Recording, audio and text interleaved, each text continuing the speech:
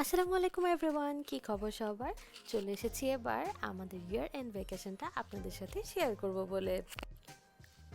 আমার খুব প্রিয় জায়গাগুলোর মধ্যে এটি অন্যতম একটা জায়গা। সুযোগ পেলেই এখানে চলে যেতে ইচ্ছে করে, আর এজন্যই চলে গিয়েছি জীবনে প্রায় এ পর্যন্ত 11 বারের মতো।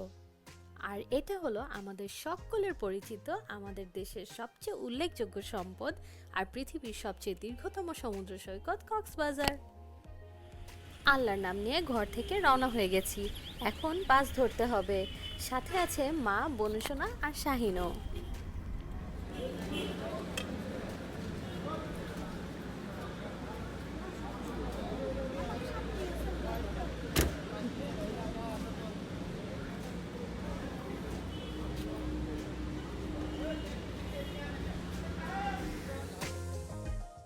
এখন আমরা বাসের জন্য ওয়েট করছি।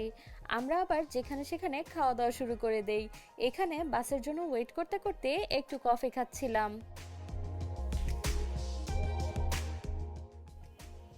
আর কিছুক্ষণের মধ্যেই বাসের জন্য ডাক পড়ে গেল।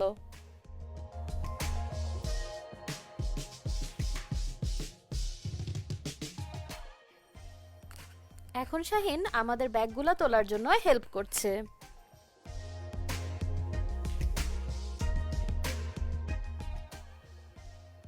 ইতোমধ্যে আমরা বাসে উঠে গেছি। এখন হয়তো কিছুক্ষণের মধ্যেই যাত্রা শুরু হয়ে যাবে। শাহিন তার সমাজসেবা অলরেডি শুরু করে দিয়েছে। সে আমাদের সবাইকে ইন্টারনেট প্যাক গিফট করছে, কারণ রাতের বেলা যেন আমাদের সময় কাটাতে খুব একটা কষ্ট না হয়। ওকে, শাহিন তুমি কি করছো? সমাজসেবা? হ্যাঁ, সবাইকে ইন্টারনেট দিচ্ছি, নাহলে তো রাত যাবে না।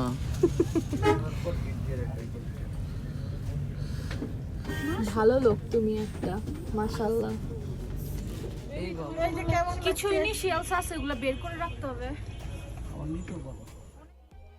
এই তো আমাদের যাত্রা শুরু হয়ে গেল।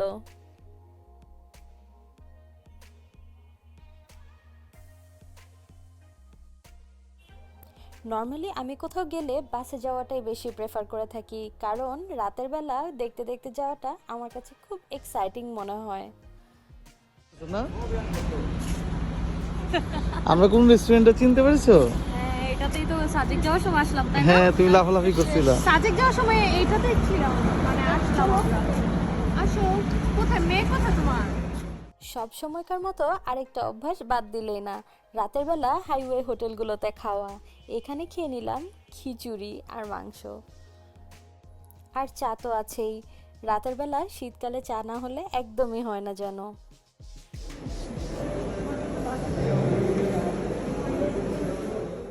সকাল 6:20 দিকে দেখলাম বাস থেকে আমাদের নামিয়ে দিচ্ছে।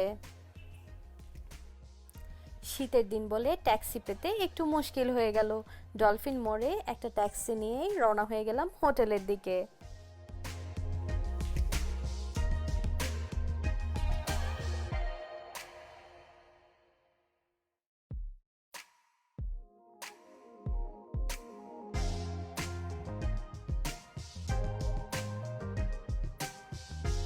ডাব খাইছিলাম। ওইখানে ওই একটা হোটেলই দেখছিলাম, মনে হয় আর দুইটা ছিল পাশাপাশি। আর আর ওই একটা হোটেলেই কেউ একজন একটা ছাগল দেখে ভয় পেয়েছিল। তোমরা দেখতে পারি না কেন? আমি এই জন্যই আমি যে অনেক পুরনো স্মৃতি মনে করিয়ে দিই, তাই আসলে আমি কিন্তু তোমরা দেখতে পারি না।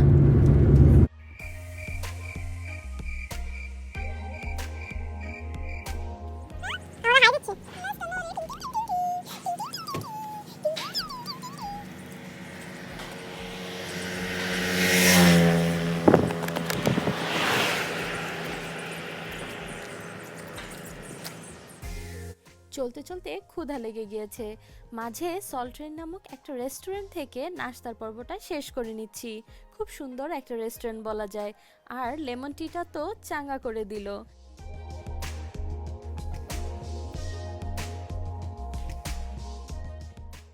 রেস্টুরেন্টটা কি সুন্দর,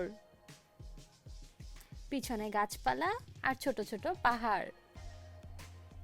নাস্তা শেষে পৌঁছে গেলাম হোটেল প্রায় 8:30টার দিকে।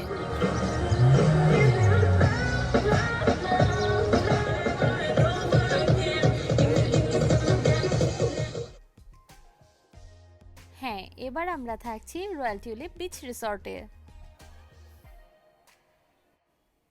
বুকিং থাকার পরও দুপুর 2টার আগে হোটেলের রুম পাবো না বলে একটু বিরক্ত হয়ে গেলাম আমি। দেখি কিউটি, স্মাইল করো।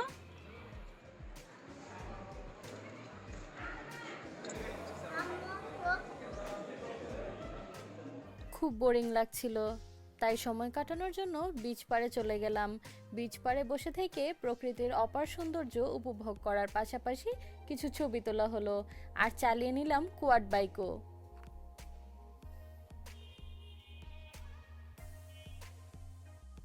প্রায় 2টা বাজে, এখন রুম পেয়ে গেলাম।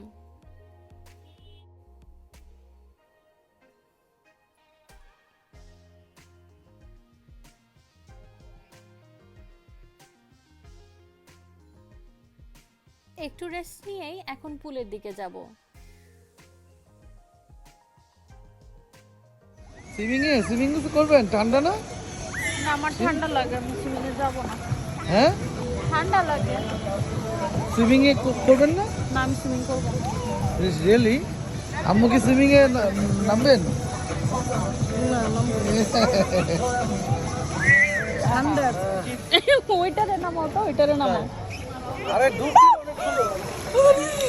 ঠান্ডা। হিমা তুমি আসো না প্লিজ। আমি কেন কষ্ট করবো, আসো। বাজি ধরে এই ঠান্ডা পানিতে নেমে গিয়ে তারা একটা পাগলামির পরিচয় দিয়ে দিল। তবে মজার ব্যাপার এইটা যে দুজন 2-3 মিনিটের বেশি পানিতে আর থাকতে পারেনি। আর শীতের দিনে 5 তারা হোটেল হিসেবে গরম পানি না থাকাটা পুলে একটা মনক্ষুণ্ণতার বিষয় মনে হলো আমার কাছে। আর তাই অনেকটা মন খারাপ করেই হোটেল রুমে ফিরে গেলাম। মোবাইলে ফেসবুকটা স্ক্রলিং করতে করতে অজান্তেই কখন ঘুমিয়ে গেলাম বুঝতেই পারলাম না। বেশ ভালো একটা ক্ষুধা অনুভব করায় দেখলাম আশেপাশে কোনো হোটেল আছে কিনা। রয়্যাল টিউলিপ থেকে প্রায় 50 টাকার মতো দূরত্বে একটা রেস্টুরেন্ট নাম পালঙ্কি। তবে এখানেও আমাদের যত টাকা গুনতে হয়েছে ততটা খাবারের মান ভালো না পাওয়ায় মনটা হতাশ হতে হলো। উদাহরণস্বরূপ বলা যায় আমরা প্রায় 2200 টাকার মধ্যে 4 জন শুধু ভাত, রূপচাঁদা আর 2-3 রকমের ভর্তা খেয়েছিলাম। রাতে বিচের দিকে একটু গেলাম, সেখানে পপকর্ন, ফুচকা আর মুড়ি মাখার একটা দোকান ছিল, টেস্ট করলাম। তবে তাতেও স্পেশাল কিছু পেলাম না। তবে এখানেও কিন্তু টাকা কড়ি ভালোই গেছে। প্রথম দিনটা যেহেতু লসে গেছে, দ্বিতীয় দিনটা দিয়ে তুলে ফেলবো। প্রথম দিন এভাবেই শেষ হচ্ছে, আর দ্বিতীয় দিনের ভিডিও নিয়ে খুব জলদি আপনাদের সামনে হাজির হব বলে আশা করা যায়। সুতরাং সাথে থাকবেন সবাই। আল্লাহ হাফেজ। আর হ্যাঁ, আমাদের সাথে থাকতে ভুলবেন না যেন।